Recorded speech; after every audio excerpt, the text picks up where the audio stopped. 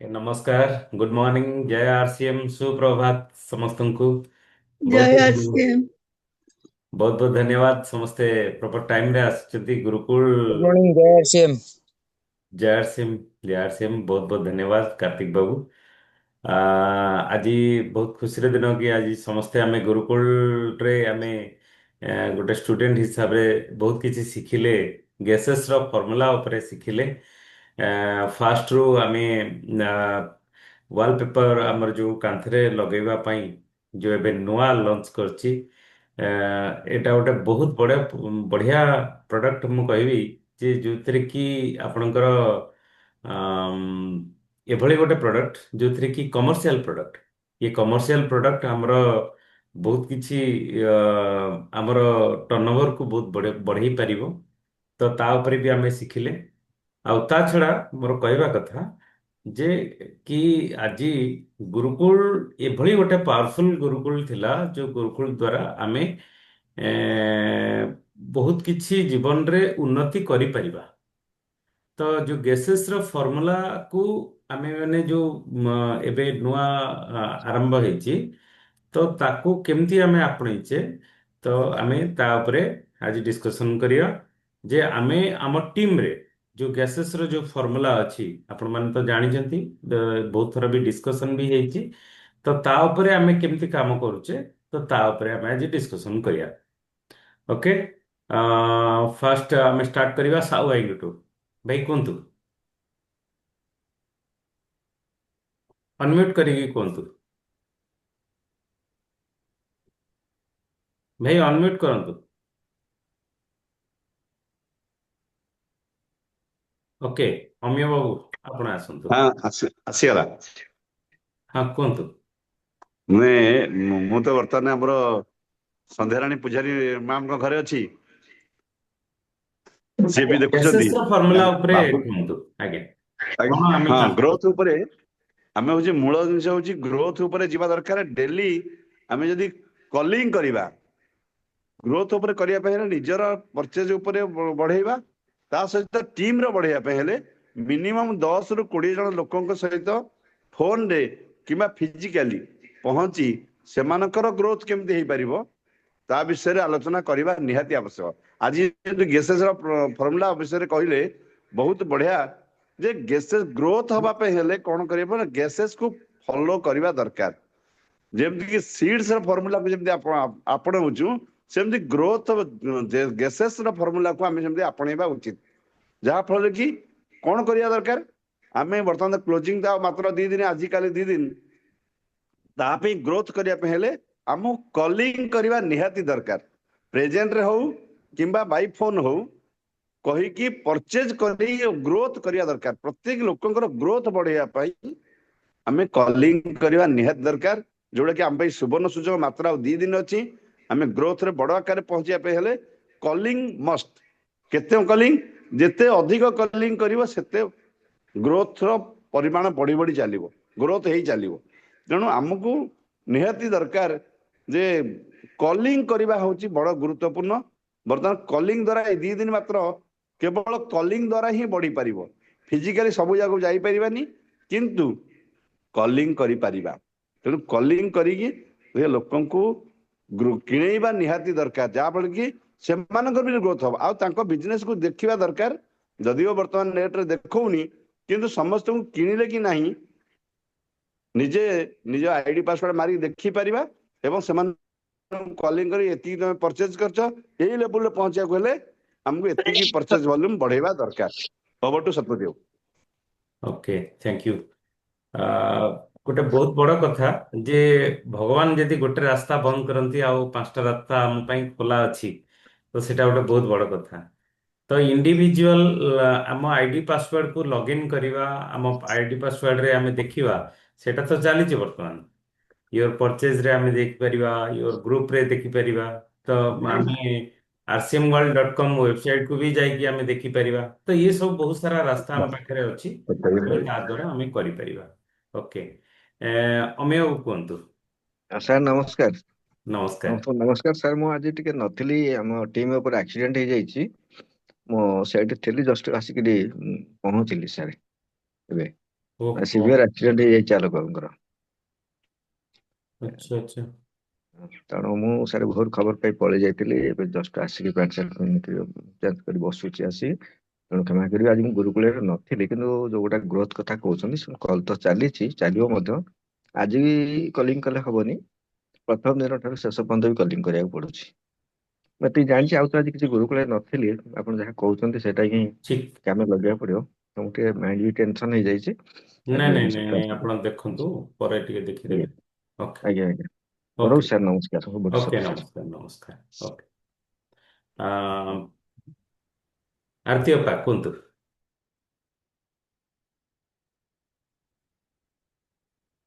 ଆରତି ଅପା କୁହନ୍ତୁ, ଅନମ୍ୟୁଟ କରନ୍ତୁ। ଓକେ। ସୁକାନ୍ତ ବାବୁ। ସାର୍ ନମସ୍କାର ସାର୍। ଜାର୍ସି। ସାର୍ ଆଜି ତ ବହୁତ ବଢିଆ କହିଲେ। ଆରସିଏମ ସେଣ୍ଟର ନୁହେଁ, ଏଇଟା ହଉଛି ଆମର ସେବା କେନ୍ଦ୍ର। ସେବା କେନ୍ଦ୍ରରେ ଆମର ବହୁତ ବଢିଆ ଭୂମିକା ରହୁଛି। ଆଉ ଆମେ ଲୋକମାନଙ୍କ ଯଦି ସେବା କେନ୍ଦ୍ର ନେଇକି ତାଙ୍କୁ ପ୍ରତିଦିନ ପରଚେଜ କରିବା, ମାନେ ସବୁବେଳେ ପରଚେଜ କରିବା, ତାଙ୍କୁ ମୁଁ ସେଇଟା ଭୁଲ କରେ କଣ, ତାଙ୍କୁ ପ୍ରଡକ୍ଟ ନେଇ ଘରେ ମୁଁ ଡେଲିଭରି କରାଏ। ଆଉ ସେଇଟା ତାଙ୍କୁ ଟିକେ ତାଙ୍କୁ ବେଶୀ ଇଏ ଲାଗେ। କି ତାଙ୍କୁ ଯଦି ଆମେ କନଭିନ୍ସ କରିକି ଯଦି ଆମେ ପ୍ରତିଦିନ ଦେଖିବେ ଗୋଟେ ଜିନିଷ ତାଙ୍କର ପରଚେଜ କରିପାରିବେ। ସେଥିପାଇଁ ସମସ୍ତଙ୍କୁ ସେବା କେନ୍ଦ୍ର ନବାକୁ ମାନେ ପ୍ରୟାସ କରିବେ। ଆଉ ତା ସହିତ ଆମର ଅନଲାଇନ ପରଚେଜ, ଆଉ ଅନଲାଇନ ପରଚେଜ ଟାକୁ ଆମର ଟିମରେ ସମସ୍ତଙ୍କୁ ଶିଖିବାକୁ ପଡିବ, କିନ୍ତୁ ଅନଲାଇନ ପରଚେଜ କରାଯାଏ, କୋଉ ସାଇଜର ଦରକାର, କଣ ପ୍ରଡକ୍ଟ ଦରକାର। ଏବେ ତ ପ୍ରାୟ ଆମର ନ୍ୟୁଟ୍ରିସନ ପ୍ରଡକ୍ଟ ବି ଆମର ଅନଲାଇନ ଆମର ଆଭେଲେବୁଲ ଏଥର ହେଇଯିବ। ତା ସହିତ ଆମର ପ୍ରଡକ୍ଟ ସବୁ ଯାହା ଅଛି ସେ ଆମର ଅନଲାଇନରେ ଆମେ ଅର୍ଡର କରିପାରିବା। ସେଟା ଯଦି ଆମେ ଅନଲାଇନ ଲୋକଙ୍କୁ ଆମେ ଡୁପ୍ଲିକେଟ କରିପାରିବା, ତାଙ୍କୁ ଶିଖେଇ ପାରିବା, ଆମର ବିଜନେସ ଧୀରେ ଧୀରେ ଗ୍ରୋଥ କରିବ। ତା ସହିତ ଲୋକମାନଙ୍କର ଆମର ଯେତେ ଅଛନ୍ତି ତାଙ୍କୁ ଆମର ଭାଇନା କହିଲେ, ଆମର ଫିଜିକାଲି ମିଟିଂ ନ କଲେ ଆମେ ତାଙ୍କୁ ଫୋନ ମାଧ୍ୟମରେ ଫଲୋଅପ୍ କରିପାରିବା। ମାସ ଆରମ୍ଭରେ ଯଦି ଆମେ ଫଲୋଅପ୍ ଠିକରେ କରୁଥିବା, ମାସ ଭିତରେ କୌଣସି ଟାଇମ ପାଇକି ସେମାନେ ମାସକୁ 2 ଥର 3 ଥର ସେମାନେ ବି ମାନେ ସେବା କେନ୍ଦ୍ର ଯାଇକି ପରଚେଜ କରିପାରିବେ। ଆଉ ଆମେ ଲାଷ୍ଟ ମୋମେଣ୍ଟରେ କଲା ବେଳକୁ ସେଟା ଲୋକମାନଙ୍କର ଟିକେ ତାଙ୍କର ଟାଇମ ହବନି, କାହାର କଣ ବିଜି ପଡିବ, କୌଣସି କାମ ପଡିବ, ସେଟା ନାହିଁ। ମାସ ଆରମ୍ଭରୁ ଆମ ତାଙ୍କୁ ଫଲୋଅପ୍ କରିକି ତାଙ୍କୁ ସେବା କେନ୍ଦ୍ରକୁ ତାଙ୍କୁ ପରଚେଜ କରିବାକୁ ଗଲେ ଆମର ବିଜନେସ ଟା ଧୀରେ ଧୀରେ ଗ୍ରୋଥ କରିବ। Thank you sir. ଓକେ। ନାଇଁ, ଆକ୍ଚୁଆଲି ଆଜି ଟପିକ୍ ଇଏ ନଥିଲା କି ଗ୍ରୋଥ କେମିତି କରିବ, ଆଉ ଟପିକ୍ ଏତେ ଥିଲା ଗ୍ୟାସେସକୁ ଫର୍ମୁଲାକୁ ଆମେ ଆପ୍ଲାଏ ଯଦି କରୁଛେ ତାହେଲେ ଆମର କଣ ଉନ୍ନତି ହେଉଛି ତା ଉପରେ ଟପିକ୍ ଥିଲା। ଓକେ, ଚିତ୍ତ ବାବୁ କୁହନ୍ତୁ। ଅନମ୍ୟୁଟ କରନ୍ତୁ ଚିତ୍ତ ବାବୁ।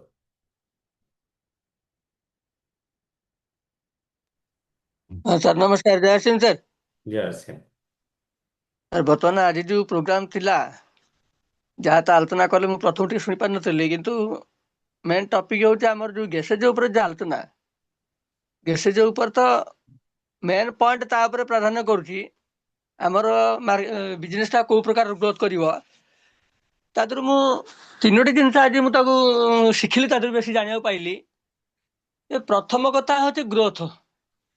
ଗ୍ରୋଥର ଯୋଉ 4ଟା ପଏଣ୍ଟ ରହିଛି, ଭାଇଟାଲ ପିନ୍ ଏବଂ ଆମର ଡେଲି ଗ୍ରୋଥ ଏବଂ ଆମର ଯୋଉ ବିତରଣ କେନ୍ଦ୍ର, ଯୋଉ ସେବା କେନ୍ଦ୍ର ଅଛି ତାର ଗ୍ରୋଥ, ଏବଂ ଆଉ ଗୋଟେ ମେନ୍ ଟପିକ୍ ହେଉଛି ଆମର ଯୋଉ ୱେଲକମ୍ ମିଟିଂ।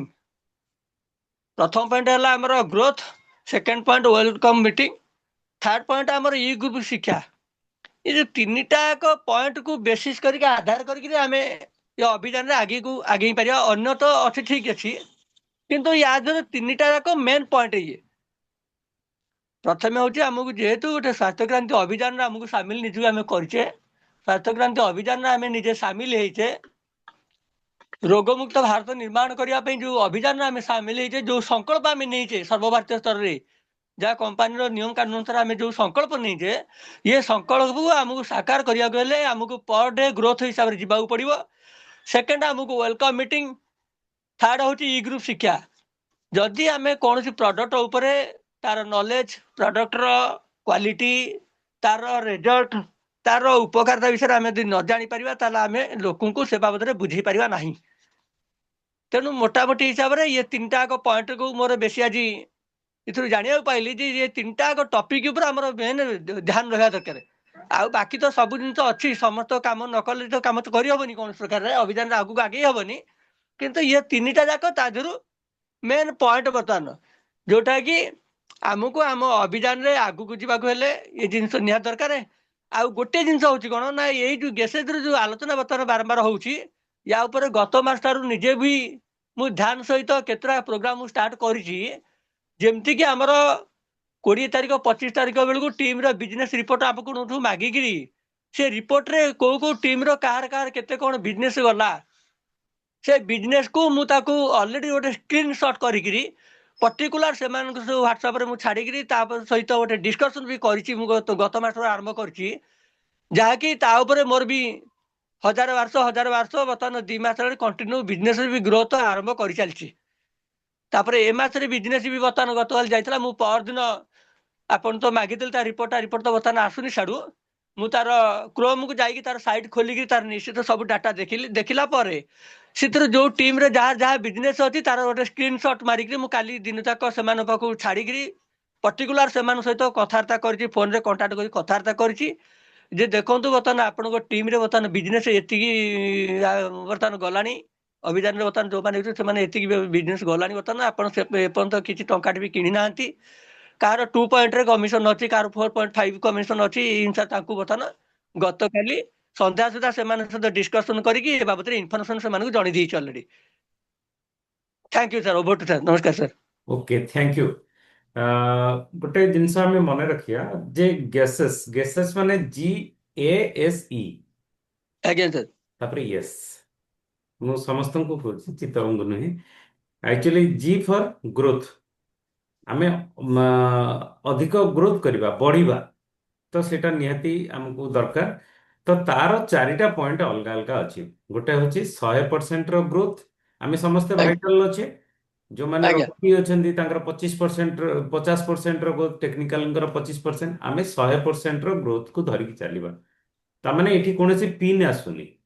ଆମେ ଯୋଉ ଜାଗାରେ ଅଛେ, ଯେତିକି ପରଚେଜ ହେଇଛି, ଧରିନିଅନ୍ତୁ ଜଣେ 5000 PV କରିଛନ୍ତି, 5000ର 100% ଗ୍ରୋଥ, ତାମାନେ 10,000ର ଏ ମାସରେ କରିବା। କାହିଁକି ହବା ସମ୍ଭବ? କାହିଁକି ସମ୍ଭବ?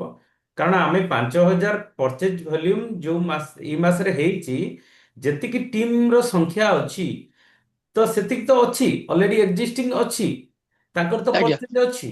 ପୁଣି ଆସନ୍ତା ମାସରେ ଆଉ କିଛି ଆମେ ଯେତେବେଳେ ତା ଦେହରେ ଆଡ୍ କରିବା, ତାମାନେ ଇଏ ଆଜ୍ଞା ଏକ୍ଜିଷ୍ଟିଂ ଅଛି, ଆଉ ସେତିକି ଆମେ ଆଡ୍ କଲେ ତ ଅଲରେଡି 10,000 ହେଇଯିବ।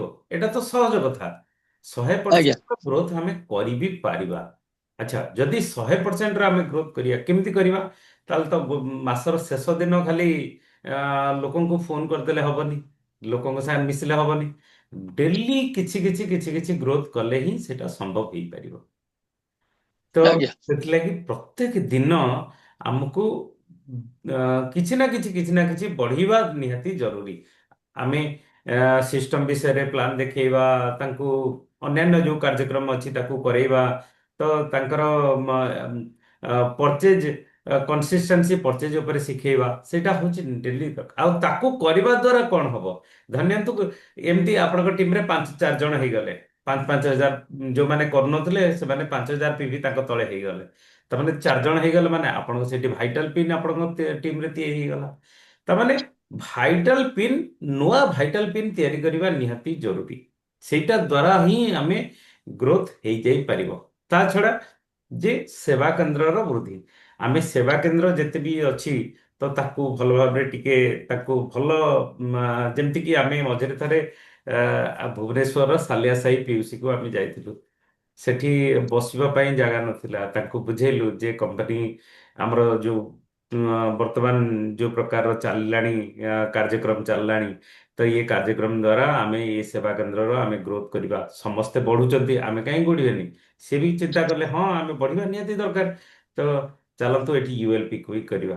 ଯୋଉ ବି ପରିସ୍ଥିତି ଅଛି, ବସିବା ପାଇଁ ଜାଗା ଥାଉ ନଥାଉ, ଯୋଉ 5ଟା ଚେୟାର ପଡିଲା, ଯେତିକି ବି ହେଲା, ଶୁରୁଆତ ତ ହେଲା ନା, ଆରମ୍ଭ ତ ହେଲା। ତ ସେଥିଲାଗି ଆମେ ସେବା କେନ୍ଦ୍ରର ଗ୍ରୋଥ ଆମେ ଦରକାର। ଇଏ ହଉଛି ଜି। ଜି ପରେ ଏ। କ'ଣ? ନା ଆକ୍ଟିଭ ଦରମା ବୃଦ୍ଧି ମାନେ ଯାହାକୁ ନୂଆ ଜଏନିଂ କଲେ ତାକୁ ଆକ୍ଟିଭ କେମିତି କରିବା, ସିଏ ଆକ୍ଟିଭ କେମିତି ହବ। କାରଣ ନୂଆ ଲୋକ ଯଦି ଆକ୍ଟିଭ ନ ହବ ତାହେଲେ ସେ ପୁରୁଣା ଲୋକ କାମ କରି କରି ହାଲିଆ ହେଇଯିବ। ତ ପ୍ରଥମ କଥା ତାଙ୍କୁ ୟୁଏଲପି କୁଇକ୍ କୁ ଡାକିବା, କାରଣ ସେଠି ଆମର ସଂସ୍ଥାର ଭିଜନ ସେ କ୍ଲିୟର ହବ। ଆମ ସଂସ୍ଥା କଣ କଣ ଉପରେ କାମ କରୁଛି, ଆର ଅଭିମୁଖ୍ୟ କଣ, ତା ଉପରେ ବି ଜାଣିବ। ତା ସହିତ ବହୁତ ସାରା ଭିଡିଓ ବି ଦେଖିବ, ଆମର ଯାହା ଯାହା ପ୍ରଡକ୍ଟ ଅଛି ସେ କେତେ କେତେ ଗୁଣବତ୍ତା, ଆଉ ସେ ବି ଲୋକ ବୁଝି ବି ପାରିବ ଯେ ଇଏ ସଂସ୍ଥା ଯୋଉ ପ୍ରଡକ୍ଟ ତିଆରି କରିବାର ଉଦ୍ଦେଶ୍ୟ ହଉଛି ଯେ ରୋଗମୁକ୍ତ ଭାରତ ତିଆରି କରିବା। ସେ କଥା ସିଏ ବୁଝିବ। ତ ତାର ମନ ଭିତରେ ତାର ବିଚାରର ପରିବର୍ତ୍ତନ ହବ। ୟୁଏଲପି କ୍ୱିକ୍ ଦ୍ୱାରା ହିଁ ଜଣେ ମହାନ ହେଇପାରିବ। ସ୍ୱାର୍ଥୀ ସେ ଚିନ୍ତା କରିବ, ଏଠି କେବଳ ସ୍ୱାର୍ଥ କଥା ଚିନ୍ତା କରାହଉନି, ଏଠି ସ୍ୱାର୍ଥରୁ ଉର୍ଦ୍ଧ୍ୱରୁ ଯାଇ କିଛି କିଛି ବି କାମ କରାଯାଉଛି। ତା ଛଡା ଆକ୍ଟିଭ ଦଳ ମଧ୍ୟରେ ଫାଷ୍ଟ ପରଚେଜ ଆମେ ଲୋକଙ୍କୁ ଆମେ କଣ କହୁଛେ ଯେ 2,000 ଟଙ୍କା କିଣିବାକୁ ପଡିବ, ଯେମିତି ତା ଗୋଟେ ଆମେ ସଜା ଦଉଛେ ଯେ 2,000 ଟଙ୍କା ହିଁ କିଣିବାକୁ ପଡିବ, ଯଦି ଜଏନ କଲ ମାନେ 2,000 ଟଙ୍କା। ନାଇଁ, 2,000 କାହିଁକି, ତାକୁ ନେଇକି ଆସିବା। ଆମର ସେବା କେନ୍ଦ୍ରକୁ ନେଇକି ଆସିବା। ସେଠି ସେ ଦେଖିବେ ଆମ ଘରେ ନୁଡଲ୍ସ ଦରକାର ହଉଛି, ଆମ ଘରେ ଚାପତି ଦରକାର ହଉଛି, ଆମ ଘରେ ଲୁଣ ଦରକାର ହଉଛି, ଆମ ଘରେ ଧୂପକାଠି ଦରକାର ହଉଛି। ଏସବୁ ତ ଦରକାର ହଉଛି, ଆମେ ତ ବାହାରୁ କିଣୁଛେ। ଆମେ ତାଙ୍କୁ ବୁଝେଇବା, ଦେଖନ୍ତୁ ଏଗୁଡ଼ା ସବୁ ତ ଆପଣ ବାହାରୁ କିଣୁଛନ୍ତି, ବାହାରୁ କିଣିଲେ ଆଜି ପର୍ଯ୍ୟନ୍ତ ଆପଣଙ୍କର ସ୍ୱାସ୍ଥ୍ୟ ଖରାପ ହେଇଛି, ଏଠି ତ ଆପଣଙ୍କ ସ୍ୱାସ୍ଥ୍ୟ ଭଲ ହବ। ତ ତାକୁ ଆମେ ବୁଝେଇବା, ଧୀରେ ଧୀରେ ତାକୁ ବୁଝେଇବା ଦ୍ୱାରା ତାକୁ ବି ତାଙ୍କର ପରଚେଜ ବି ଅଧିକା ବି ହେଇଯାଇ ପାରିବ। ତା ଛଡା ସେମାନଙ୍କୁ ଆମେ ୱେଲକମ ମିଟିଂ କରିବା, ସେଟା ନିହାତି ଜରୁରୀ। କାହାର ପରିବାରକୁ ଆମେ ଯଦି ଯିବା ଆଉ ତାଙ୍କୁ କହିବା ଯେ ଆପଣ ଆଜି ଆମ ପରିବାରରେ ଜଏନ କଲେ, ଆଉ ଇଏ ପରିବାର ଗୋଟେ ବହୁତ ଭଲ ସଂସ୍କାରିତ ପରିବାର, ଆଉ ଆପଣ ବି ଆପଣଙ୍କ ପଡିଶା ଘର ଲୋକଙ୍କୁ ଡାକନ୍ତୁ, ଆପଣଙ୍କର ପାଖାପାଖି ଯୋଉମାନେ ଅଛନ୍ତି ତାଙ୍କୁ ବି ଡାକନ୍ତୁ, ଆପଣ ଆପଣଙ୍କୁ ଆମେ ସ୍ୱାଗତ କରିବାକୁ ଯାଉଛୁ। ତ ସେଟା ବି ଗୋଟେ ବହୁତ ବଡ ପ୍ରଭାବ ବି ପକେଇପାରେ। ତ ତା ଦ୍ୱାରା ହିଁ ସେ ଲୋକ କହିବେ କି ଆଜି ପର୍ଯ୍ୟନ୍ତ ମତେ କେହି ତ ଏମିତି ସମ୍ମାନ କରିନଥିଲେ, ଆଜି ମୁଁ ଏମିତି ଗୋଟେ ପରିବାରରେ ଯୋଡି ହେଇଗଲି ଯେ ମତେ ଲୋକ ସମ୍ମାନ ହିଁ ସମ୍ମାନ କରୁଛନ୍ତି। ତ ସେଟା ନିହାତି ଦରକାର। ତା ଛଡା ଫଲୋଅପ୍ କରିବା ଦରକାର। ଯଦି ଆମେ ସେଠି ତାଙ୍କୁ ଆ, ତାଙ୍କ ୱେଲକମ୍ ମିଟିଂ କଲେ, ସେଠି ୱେଲକମ୍ ମିଟିଂ ଦ୍ୱାରା ତାଙ୍କୁ ସମ୍ମାନିତ ବି କଲେ। ତା ଛଡା ଲୋକଙ୍କୁ ବି ଜଣେଇଲେ ଯେ ଆମ ଆଭିମୁଖ୍ୟ କଣ, କେମିତି ସେବା ଉପରେ ଆମେ କାମ କରୁଛେ, କେମିତି ସ୍ୱାସ୍ଥ୍ୟ ଉପରେ କାମ କରୁଛେ, କେମିତି ସମ୍ବନ୍ଧ ବନେଇବାରେ ଆମେ କାମ କରୁଛେ, କେମିତି ବା, ଆମେ ଏ ବିଷୟରେ ସବୁ କହିଲେ। ତା ଛଡା ତାଙ୍କୁ କହିଲେ କି ତାଙ୍କୁ ଗୋଟେ ବହୁତ ବଢିଆ କଥା ତାଙ୍କ ମୋବାଇଲରେ ଆମେ ଶିଖେଇ ଦେଲେ କି ଆରସିଏମ ର ଆପ୍ ଟା ଡାଉନଲୋଡ କରିଦେଲେ, ସେଠି ଆଇଡି ପାସୱାର୍ଡ ଲଗଇନ କରିକି ଏମିତି ଆପଣ ଦେଖିପାରିବେ ଆମର ଏଇ ପ୍ରଡକ୍ଟ ସବୁ ଦେଖିପାରିବେ। ଅନଲାଇନ ପରଚେଜ ଉପରେ ତାକୁ ଶିଖେଇ ଦେଲେ। ତା ଛଡା ସେଠି ଆମେ ତାଙ୍କର ମୋବାଇଲରେ ଜୁମ୍ ଆପ୍ଟା ବି ଡାଉନଲୋଡ କରିଦେଲେ, ଆମର ଏଇ ଯୋଉ ଲିଙ୍କ ଅଛି ତାଙ୍କୁ ପଠେଇଦେଲେ। ଏଇ ଲିଙ୍କ ଦ୍ୱାରା ଆମେ ସବୁଦିନେ ପ୍ରତ୍ୟେକ ଦିନ ଆମେ ଦେଖା ହେଇପାରିବା। ତ ସମସ୍ତେ ତ ସମସ୍ତଙ୍କ ଘରକୁ ଯାଇପାରିବାନି, ଆମେ ଦେଖା ହେଇପାରିବା। ବହୁତ କିଛି ନୂଆ କଥା ଆମେ ଜାଣିପାରିବା, ନୂଆ ବିଚାର ଆସିବ, ନୂଆ ପ୍ରଡକ୍ଟ କଣ ଲଞ୍ଚ ତାଙ୍କୁ କହିଦେଇ ପାରିବା। ତ ସେଇଟା ହଉଛି ଗୋଟେ ନିହାତି ଆମର ଆବଶ୍ୟକ। ଏତିକି କାମ କରିକି ଆମେ ଅଧଘଣ୍ଟା କି 45 ମିନିଟ ଭିତରେ ଆମେ ସେଠୁ ବାହାରି ଆସିବା ନିହାତି ଦରକାର। କାରଣ ବସିଥିବା ଯଦି ବସିଥିବା ସେ ଲୋକ ବିରକ୍ତ ହେଇଯିବ, କହିବ ଇଏ କେତେବେଳେ ଯିବେ। ତ ସେ ସେ କଥା କରିବା ନାହିଁ। ତା ଛଡା ୟେସ୍, ଇଏ ଗଲା GAS ହଉଛି ସ୍ୱୟଂ ସ୍ୱୟଂ କି ଖରିଦାରୀ। ସେଟା ନିଜ ଉପରେ ଦରକାର। ଆମେ ନିଜେ କଣ କରୁଛେ, ନିଜକୁ ନିଜେ ପରୀକ୍ଷା କରିବା। ନିଜେ କଣ ନା, ଫାଷ୍ଟ କଥା ହଉଛି ଯାହାବି ଆମେ କିଣିବା ତାକୁ କାଗଜରେ ଲେଖିକି ରଖିବା ନାହିଁ।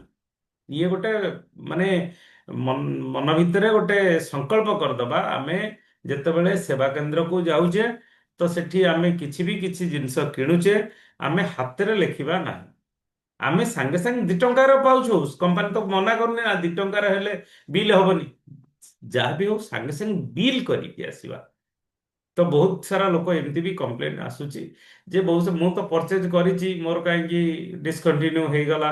ତ ବିଲ୍ ଆମେ କରିବା ହଉଛି ଆମର କଥା। ତ ଆମେ ତାଙ୍କୁ ରିକ୍ୱେଷ୍ଟ କରିକି ଆମର ଏଟା ବିଲ୍ କରିଦିଅନ୍ତୁ। ତା ଛଡା 100% ପ୍ରଡକ୍ଟ ୟୁଜ୍ କରିବା। ଯଦି ଆମେ ପ୍ରଡକ୍ଟ, ମୁଁ ଆରସିଏମ ର ସାର୍ଟ ପିନ୍ଧି ନଥିବି କିନ୍ତୁ ଆରସିଏମ ବିଷୟରେ କହୁଥିବି, ତ ଲୋକ କହିବେ ଇଏ ତ ନିଜ ବ୍ୟବହାର କରୁନି, ମତେ କଣ କହୁଛି ଆସିକି। ତ 100% ପ୍ରଡକ୍ଟ ୟୁଜ୍ କଲେ ସାମ୍ନା ବାଲାର ଭରସାକୁ ଜିତି ପାରିବା। ତା ଛଡା ଅନଲାଇନ ପରଚେଜ ଉପରେ ବି ଧ୍ୟାନ ଦେବା। ଅନଲାଇନ ଦେଖନ୍ତୁ, ଯୋଉ ଜାଗାରେ ଅନଲାଇନ ର ସୁବିଧା ଅଛି, ଧରିନିଅନ୍ତୁ ଆଜି ଚିତ୍ତ ବାବୁ କି ଅମି ବାବୁ କେନ୍ଦ୍ରାପଡ଼ାରେ ଅଛନ୍ତି, ଚିତ୍ତ ବାବୁ କୋଣାର୍କରେ ଅଛନ୍ତି। କୋଣାର୍କରେ ତ ଅନଲାଇନ ଇଏ ସର୍ଭିସ ଏଫଏମସିଜି ପ୍ରଡକ୍ଟର ସର୍ଭିସ ନାହିଁ। ତ ସେମାନେ କାହିଁ ଶିଖିବେ? ସେମାନେ ଏଇଥିପାଇଁ ଶିଖିବେ, ତାଙ୍କର କେହି ନା କେହି ଭୁବନେଶ୍ୱର କଟକରେ କି ଆଉ କୋଉଠି ଅନୁଗୁଳରେ ଅଛନ୍ତି। ତ ଅନଲାଇନ ଯଦି ଶିଖିଥିବେ, ସେଠି ଯୋଉ ସାଥୀ ଅଛନ୍ତି, ତ ଭୁବନେଶ୍ୱରରେ କିଏ ଅଛନ୍ତି, ସେଠି ଅନଲାଇନରେ ତାଙ୍କର ବି କଣ କଣ ପ୍ରଡକ୍ଟ ଦରକାର ଆମେ ଅନଲାଇନରେ ବି ଅର୍ଡର କରିଦେଇ ପାରିବା। ଏଫଏମସିଜି ପ୍ରଡକ୍ଟ ତାଙ୍କ ଘରକୁ ବି ଡିସ୍ପାଚ ହେଇଯାଇ ପାରିବ। ଆଉ ଯଦି ନ ଶିଖିଥିବା କେମିତି ହବ? ଆଚ୍ଛା, ସପୋଜ ଆମେ ଯୋଉ ଜାଗାରେ ଅଛେ ସେଇ ବିତରଣ କେନ୍ଦ୍ରରେ ନନ୍ ଏଫଏମସିଜି ପ୍ରଡକ୍ଟ ଯେମିତିକି ଜୋତା ହେଲା କିମ୍ବା ଇଏ ପ୍ରଡକ୍ଟ ହେଲା, ଆପଣଙ୍କର ଡ୍ରେସ୍ ମେଟେରିଆଲ୍ସ ହେଲା, ୱିଣ୍ଟର ୱେୟାର ହେଲା, କି କସ୍ମେଟିକ୍ସ ହେଲା, ଇଏ ସବୁ ପ୍ରଡକ୍ଟଟା ସପୋଜ ଆମର ସେଣ୍ଟରରେ ନାହିଁ, ତ ସେଠି ଆମେ କଣ କରିବା? ସେଟାକୁ ଅନଲାଇନରେ ଅର୍ଡର କରିଦେଲେ ଆମ ଘରେ ଆସିକି ବି ପହଞ୍ଚି ଯାଇପାରିବ। ଫରକ ହଉଛି ଏଇଆ ଯେ FMCG product cash on delivery, ପାଇସାରିଲା ପରେ ପଇସା ଦବା। ଆଉ non FMCG product advance payment. ଆଉ ଏଫଏମସିଜି ପ୍ରଡକ୍ଟ ମିନିମମ୍ 500 ଟଙ୍କା ହେଲେ ଚାର୍ଜେସ୍ ଲାଗେ ନାହିଁ। ନନ୍ ଏଫଏମସିଜି ପ୍ରଡକ୍ଟ ମିନିମମ୍ 1000 ଟଙ୍କା ହେଲେ ଚାର୍ଜେସ୍ ଲାଗେ ନାହିଁ। କିନ୍ତୁ ପ୍ରଡକ୍ଟ ଆମେ ପାଇପାରିବା, ସେଟା ନିହାତି ଶିଖିବା ଦରକାର। ତା ସହିତ ପ୍ରତି ମାସରେ ଆମେ ଆ, ଯେତିକି ପରଚେଜ କରୁଛେ ବଢେଇ ବଢେଇକି ପରଚେଜ କରିବା। ଏମିତି ନୁହେଁ ଆମର ଆଜି ଯେତିକି ଜିନିଷ ଆମ ଘରେ ଆସୁଛି ଆଉ କିଛି ଜିନିଷ ବାହାରୁ ତ ଆସୁଛି, ତ ସେଇ ଜିନିଷକୁ ଆମେ ଆଡ୍ କରିବା ତ ହେଇଯାଇ ପାରିବ। ତା ଛଡା ଇଏ ଇଏ ଆପଣ ଶୁଣିଲେ GAS ବିଷୟରେ ଆପଣ ଶୁଣିଲେ। ତାପରେ ଇଏ ହଉଛି କଣ? ଏକରୂପ ଶିକ୍ଷା, ଗୋଟିଏ ପ୍ରକାରର ଶିକ୍ଷା। ଯଦି ଗୋଟିଏ ପ୍ରକାରର ଶିକ୍ଷା ନହବ, ତାହେଲେ ଆମେ ଗୋଟିଏ ଧାରାରେ ଆଗକୁ ବଢିପାରିବା ନାହିଁ। ତ ସେଥିପାଇଁ ମୁଖ୍ୟ ଜିନିଷ ହଉଛି ଗୁରୁକୁଳ। ଗୁରୁକୁଳ ଦ୍ୱାରା ଆମେ ବହୁତ କିଛି ଶିକ୍ଷା ପାଇପାରିବା, ସର୍ବାଙ୍ଗୀନ ଉନ୍ନତି କରିପାରିବା। ସେଥିଲାଗି ଟିମ୍କୁ ଇନଭାଇଟ୍ କରିବା ନିହାତି ଦରକାର। ଆଉ ତା ଛଡା ଆମେ ଯେତେବେଳେ ତାଙ୍କ ଘରେ ଯାଇକି ୱେଲକମ ମିଟିଂ କରିଥିବା, ସେତେବେଳେ ତ ଗୁରୁକୁଳର ବିଷୟରେ ବି ତାଙ୍କ ଜୁମରେ ଡାଉନଲୋଡ କରି ଗୁରୁକୁଳ ବିଷୟରେ ବି କହିଥିବା। ଉଡ଼ାନ କୋର୍ସ, ଯେ ଯୋଉ କି ସୋଲର ପ୍ରଡକ୍ଟ ବିଷୟରେ ଜାଣିବା ପାଇଁ ଉଡ଼ାନ କୋର୍ସ, ତାକୁ ସେଲିଂ ସ୍କିଲ୍ ଶିଖିବା ପାଇଁ ତାର ବି ଉଡ଼ାନ ସ୍କୁଲ କଣ କଣ କି ପଏଣ୍ଟ ଅଛି। ବୀର ବୀରାଙ୍ଗନା ନ୍ୟୁଟ୍ରିଚାର୍ଜର କୋର୍ସ, ତାକୁ ବି ଆମେ ନେଇପାରିବା। ଆଉ ତା ଛଡା ବିଭିନ୍ନ ପ୍ରଡକ୍ଟ ଟ୍ରେନିଂ, ଯେମିତି ଆଜି ରାତି 8ଟା ବେଳେ ଆଜି ଅଛି ଜଳ ସଞ୍ଚୟ ଉପରେ। ଜଳ ସଞ୍ଚୟ ତ ମୁଁ ଦେଖୁଛି ଯେ ବହୁତ ବଢିଆ ରେଜଲ୍ଟ, କୋଉଠି ବି ଏଣ୍ଟ୍ରି କରିବା ପାଇଁ ଏଇଟା ଗୋଟେ, ଯେମିତିକି ହେଲ୍ଥ କାର୍ଡ ଅଏଲ ଆମର କାହା ଘରକୁ ଏଣ୍ଟ୍ରି କରିବା ପାଇଁ ପ୍ରଥମ ଥିଲା, ଏବେ ଜଳ ସଞ୍ଚୟ ତ ବହୁତ ବଢିଆ ହେଇଗଲାଣି।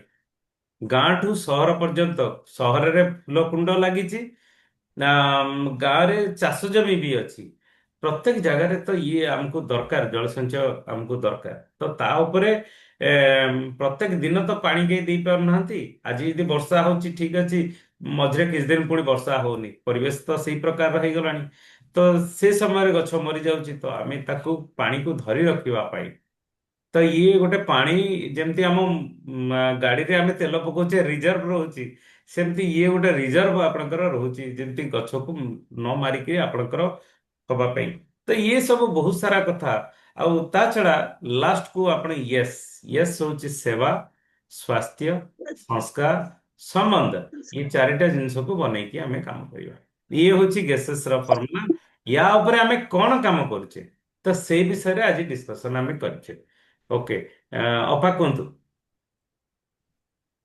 ନାଇଁ ଆଜି ଜୟ ଆସି ଆଜି ଗୁରୁକୁଲରେ ସାର୍ ଗୁରୁଜୀ ପଚାରିଲେ ଯେ ଏବେ ଯୋଉ ଗେସେସ୍ ଯୋଉ ଫର୍ମୁଲା ଆସିଲାରୁ ପୂର୍ବରୁ ଆମେ ଯୋଉ ପ୍ରକାର କହୁଥିଲୁ ଲୋକଙ୍କୁ ଆସିଏମ୍ ବିଷୟରେ, ମାନେ ଆମ ମନରେ ଯୋଉ ପ୍ରକାର ଗୋଟେ ମାନେ ଅଲଗା ଭାବନା ଥିଲା ଯେ ଲୋକକୁ ଯିବା ଆସିଏମ୍ ଜଏନ୍ କରିବା, ଆସିଏମ୍ ଜଏନ୍ କଲେ କେମିତି ଆମର ପିଭି ବଢିବ, ଇଏ ବଢିବ, ସେ ଇଏ ସବୁ ଥିଲା। କିନ୍ତୁ ଗୁରୁକୁଲ ଆସିଲା ପରେ ଆମେ ଯୋଉ ସବୁ ପ୍ରକାର ଶିକ୍ଷା ନେଲୁ, ଗେସେସ୍ ଫର୍ମୁଲା, ସିଡ୍ସ ଫର୍ମୁଲା, ତାପରେ ଲୋକଙ୍କୁ କେମିତି ଆମେ ଖାଲି ସ୍ୱାର୍ଥ ଉପରେ ଆମେ କାମ କରିବାନି, ଲୋକଙ୍କ କୋଉ ବାଟେ ଉନ୍ନତି ହବ, ତାଙ୍କ ସ୍ୱାସ୍ଥ୍ୟରେ କେମିତି ଉନ୍ନତି ହବ, ଆମେ ଗୁରୁକୁଳକୁ ଆସିଲା ପରେ ବହୁତ କିଛି ପରିବର୍ତ୍ତନ ହେଇଛି ସମସ୍ତଙ୍କର। ଦେଖ ଆମ ଟିମରେ ବି ଯୋଉମାନେ ଦେଖୁଛନ୍ତି ୟୁଟ୍ୟୁବରେ ସେମାନେ ବି ବହୁତ ପରିବର୍ତ୍ତନ ହଉଛନ୍ତି। ଗୁରୁକୁଳରେ ନ ବସିଲେ କଣ ହେଲା, ସେମାନେ ଦେଖୁଛନ୍ତି ପରିବର୍ତ୍ତନ ହଉଛନ୍ତି। ସେମିତି ଏ ଯୋଉ କହିଲେ ୟୁଏଲପି ମିଟିଂ, ମାନେ ପ୍ରତ୍ୟେକ ମାସରେ ୟୁଏଲପି ମିଟିଂ ସବୁ ଆମର ସେବା କେନ୍ଦ୍ରରେ ମାନେ ରଖିବା କଥା, ମାସେ 2-3ଟା ରଖିବା କଥା। ଯେତେ ସେବା କେନ୍ଦ୍ର ଅଛି ଆଉ ଆମକୁ ବହୁତ ଭଲ ଲାଗିଥିଲା ଯେମିତି ସାଲିଆସାହିରେ ଆମେ ଯାଇ ଆଟେଣ୍ଡ କଲେ। ଏଠି କଣ ସେଟା ଦମଣା ଯୋଉ ଡମଣାରେ ଆଟେଣ୍ଡ କଲେ, ବହୁତ ଭଲ ଲାଗିଲା। ସେମାନେ ଆମକୁ ଦେଖି କେତେ ଖୁସି ହେଲେ। ବିଶ୍ୱଜିତ ଖୁସି ହେଇଗଲା ଯେ ଆରତି ଅପା ଆଇଛନ୍ତି ମୋର ୟୁଏଲପି ମିଟିଂରେ। ମୁଁ କହିଲି ଆମେ ଯୋଉଠି ହବା ଆମେ ଯିବୁ, କାହିଁକି ନା ଆମକୁ ସେଠି ବହୁତ ପ୍ରକାର ଶିକ୍ଷା ମିଳୁଛି। ନୂଆ ଲୋକଙ୍କୁ ଯୋଉ ଡାକିବୁ ସେଠିକି, ଆମ ଯେତେ ଚିହ୍ନା ପରିଚୟ ସେଇ ଏରିଆରେ ଅଛନ୍ତି, ତାଙ୍କୁ ଡାକିଲେ କଣ ସେମାନେ ସେଠି ୟୁଏଲପି ମିଟିଂରେ ଆସିଲେ ବହୁତ କିଛି ଶିଖିବେ, ଆମ ପ୍ରଡକ୍ଟ ବିଷୟରେ ବି ଦେଖିବେ, ତାଙ୍କ ନଲେଜ ବଢିବ। ମାନେ କାଉଣ୍ଟର ମାନେ ଆମ ସେବା କେନ୍ଦ୍ରରେ କଲେ କଣ ଲାଭ ହଉଛି ଏତିକି, ସେମାନେ ପ୍ରଡକ୍ଟକୁ ଗୋଟି ଗୋଟି ଦେଖିଲେ, ବୁଝିଲେ। ତାପରେ ଆମର ୟୁଏଲପି ମିଟିଂରେ ସବୁ ଶିକ୍ଷା ସେ ନେଲେ। ଯେମିତି ମିତା ଆମର, ମୁଁ ବହୁତ ଖୁସି ଯେ ଆମର ଲେଡିଜ ଏତେ ଆକ୍ଟିଭ ହେଇଗଲେଣି। ମୁଁ ବହୁତ ଖୁସି ଯେ ଜଳ ସଞ୍ଚୟ ଉପରେ ମିତା ତାର ନଲେଜ ଦେଇ ଭିଡିଓ ଗୋଟେ ସେୟାର କରି, ଗୋଟେ ଆମର ଓୟୁଟିର ଜଣେ ରିଟାୟାର୍ଡ ପର୍ସନ ତାଙ୍କୁ ମାନେ ଏ ଭିଡିଓଟା ପଠେଇ ସିଏ ତାଙ୍କ ଭଏସ ମେସେଜରେ କଣ ସବୁ ଦେଇଛନ୍ତି, ମୁଁ ସବୁ ମୁଁ ପଠେଇଦେଲି କାଲି ରାତିରେ। ମୁଁ କହିଲି ଯାହା ହଉ ଆମ ଲେଡିଜ ବହୁତ ଇମ୍ପ୍ରୁଭ କଲେଣି, ଗୁରୁକୁଳ ଦେଖୁଛନ୍ତି, ଗୁରୁକୁଳ ଶାଖା ଦେଖୁଛନ୍ତି, ସେଥିପାଇଁ ବହୁତ ଭଲ ଲାଗୁଛି। ତେଣୁ ଆମେ ଆସିଏମକୁ ଖାଲି ବିଜନେସ ବୋଲି ଭାବିବାନି, ଆମେ ଏଇଟା ଗୋଟେ ଲୋକଙ୍କର ସେବା କରିବା, ଲୋକଙ୍କୁ ଭଲ ପାଇବା ଆଉ ଲୋକଙ୍କ ସ୍ୱାସ୍ଥ୍ୟ ଦେଖିବା। ମୁଁ ଏତିକି କହିବି। ବହୁତ ବଢିଆ, ଧନ୍ୟବାଦ। ନାନୀ କୁହନ୍ତୁ, ଅନମ୍ୟୁଟ କରନ୍ତୁ। ଆଜ୍ଞା, ଜୟ ଜୟ ଶ୍ରୀ। ସମସ୍ତଙ୍କୁ ଶୁଭେଚ୍ଛା। ମୁଁ ସେ ରେଗୁଲାର ଆସିପାରୁନି, ଆଉ ବର୍ତ୍ତମାନ ଯାହା ସବୁ କହୁଛନ୍ତି ଶୁଣୁଛି। ଆଉ ମୁଁ ତ ଆଗ ଧାଡ଼ି ଯାଇପାରୁନି, ପଛ ଧାଡ଼ିରେ ରହିଯାଉଛି। କିନ୍ତୁ ଏତିକି ଆମର ଗୁରୁକୁଳ ଏବଂ ଆମ ଯେ ଆରସିଏମ୍ ଫ୍ୟାମିଲି ସହିତ ଆମେ ଯଦି ଯୋଡ଼ି ହଉଛେ, ଏ ଆମର ସବୁ ପ୍ରକାର ଗ୍ରୋଥ ହେଇପାରିବ। ଖାଲି ଯେ ଆମର ଇନକମ୍ କରିବାର ଗ୍ରୋଥ ନୁହେଁ, ମାନେ ଗୋଟେ ଭଲ ମଣିଷ ତିଆରି ହବାର ଗ୍ରୋଥ, ଆମର ବ୍ୟକ୍ତିତ୍ୱର ଗ୍ରୋଥ, ଜ୍ଞାନ ଆହରଣ କରିବାର ଗ୍ରୋଥ, ସବୁ ପ୍ରକାର ଅଲରାଉଣ୍ଡ ଡେଭଲପମେଣ୍ଟ। ତେଣୁ ଗୁରୁକୁଳକୁ ଆସିଲେ ଏଗୁଡ଼ାକ ମାନେ ମଣିଷ ଉପରେ ଏଗୁଡ଼ା ସବୁ ଭଲ ସୁଚିନ୍ତାର ପ୍ରଭାବ ପଡ଼ିପାରୁଛି। ମଣିଷ ଭଲ ମଣିଷ ତିଆରି ହେଇପାରିବା। ଆମର ଗୋଟେ ଭଲ ମଣିଷ ଦରକାର। ଦୁନିଆରେ ମଣିଷ ଅଛନ୍ତି, କିନ୍ତୁ ମଣିଷ ଭଳିଆ ମଣିଷ ପାଇବା ଯଦି ଆମେ ଏଇ ଆରସିଏମ୍ ପରିବାର ସହିତ ଆମେ ମିଶିଯିବା, ତା ସହିତ ଆମର ବଢ଼ିବା ଏବଂ ବଞ୍ଚିବା ବଢ଼ିବାର ବିକାଶ ମଧ୍ୟ ହେବ। ଆମେ ସେଥିରୁ କିଛି ଇନକମ୍ କରିପାରିବା ଏବଂ ଆଗକୁ ଯାଇପାରିବା। ତେଣୁ ଏ ଆରସିଏମ୍ ଫ୍ୟାମିଲି ସହିତ ଯୋଡ଼ି ହେଲେ ଆମ ପ୍ରକାର ସବୁ ପ୍ରକାର ଗ୍ରୋଥ ହେଇପାରିବ। କେବଳ ଯେ ଆମେ ଇନକମ୍ କରିବାର ଗ୍ରୋଥ ଯୋଉଟା, ସେଇଟା ଆମେ ସିଷ୍ଟମଟାକୁ ଠିକ ଭାବରେ ପାଳନ କଲେ ନିଶ୍ଚିତ ଭାବରେ ଆମେ ଆଗକୁ ଯାଇପାରିବା। ଓକେ, ଥ୍ୟାଙ୍କ ଧନ୍ୟବାଦ। ୟୁ। ପ୍ରବୀଣା ମ୍ୟାଡ଼ାମ କୁହନ୍ତୁ।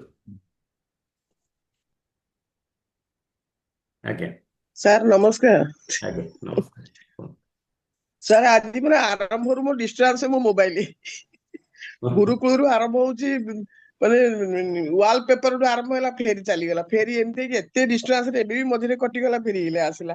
ମାନେ ମୁଁ ଆଜି ପୁରା ନ ଦେଖିଲେ କହିଲେ ଚଳେ, ଏତେ ଟିକେ ଭଲ ଟପିକ ଉପରେ ଆଜି ମୁଁ କିଛି ସାର୍ ଆଉ ଜାଣିପାରିଲିନି। ଓକେ, ସାରଙ୍କର ଖାଲି ସେ ୱାଲ ପେପର ଦେଖି ସେତିକି, ଆଉ ତାପରେ ଆଉ କିଛି ଜାଣିପାରିଲିନି। ତ କଟିଗଲା, ଜମା ଲାଗିଲାନି। ଆଉ ଏଇଲେ ବି ଯାହା ହେଇଲେ ତମ ଅପା କହୁଥିଲେ, ଅପାଙ୍କର ବି ଟିକେ ନାକୁ ବି ଶୁଣିଛି ଲାଷ୍ଟକୁ, ସିଏ ବି କଟିଗଲା। ଏଇଲେ ଜଷ୍ଟ ଲାଗିଲା, ମୁଁ କହିଲି ଗୋଟେ ଆଟେଣ୍ଡ କରିବି ବୋଲି ତ ସାର୍ କହିଲେ ଆସିଲେନି, ଆଟେଣ୍ଡ କଲେନି। ନାଇଁ ନାଇଁ, ୟୁଟ୍ୟୁବରେ ଅଛି ମ୍ୟାଡ଼ାମ, କିଛି ହଁ ଅସୁବିଧା ନାହିଁ। ସେଇଟା ତ ମୁଁ ଦେଖିବି, ପରେ ଦେଖିବି। ଆଜ୍ଞା ଆଜ୍ଞା, କିନ୍ତୁ ମୁଁ ତ ଡାଇରେକ୍ଟ 6:30ରୁ ଦେଖେ ନା, 6ଟାରୁ। ହଁ ନାଇଁ, ଆଉ ସେଇଟା ବି ଠିକ ତେଣୁ କଥା। ସେ ହେଲା, କିନ୍ତୁ ହେଲେ ବି ସାର୍ ଯୋଉ ଗ୍ରୋଥ ବିଷୟରେ କହିଲେ, ସେଇଟା ଆମର ମୁଁ ବି ସେଇଆ ଭାବେ। କାହିଁକିନା ଆମେ ଯଦି କଣ୍ଟାକ୍ଟ ନ କରୁଛୁ ସେମାନଙ୍କୁ, ସେମାନେ କେହି ବି ଆକ୍ଟିଭ ହଉନାହାନ୍ତି। ଆମର ପ୍ରତି ଯୋଉ କହୁନି 15 ଦିନରେ 8 ଦିନରେ ଗୋଟେ ମିଟିଂ ରଖିବା ଜରୁରୀ। ଆମର ଗୋଟେ ହୋମ ମିଟିଂ, ଆମର ଯିଏ ଉପର ଅପା ଆସିବେ, ଆମେ ଏମିତି ହୋମ ମିଟିଂ 7-8 ଜଣ ଲେଡିଜଙ୍କୁ ଡାକିକି, ଆମରି ଲୋକ ବି ଆଜି ପର୍ଯ୍ୟନ୍ତ ବି ବୁଝି ପାରୁନାହାନ୍ତି। ଆମର ଯୋଉମାନେ ବି ଅଛନ୍ତି ମେମ୍ବର ବି ଅଛନ୍ତି, ଯୋଉମାନେ ବି ଇଏ ଅଛନ୍ତି, କାହାର ସମସ୍ତଙ୍କର ତ କିଛି ନା କିଛି ସାର୍ ପ୍ରୋବ୍ଲେମ। ପ୍ରୋବ୍ଲେମ କାହାର ନାହିଁ, କିନ୍ତୁ ସେ ଭିତରେ ଆମେ ତାଙ୍କୁ ସେମାନଙ୍କୁ ଡାକିକି ବସେଇକି ବୁଝେଇବା ସେଇଟା ହିଁ ସବୁଠୁ ବଡ କାମ।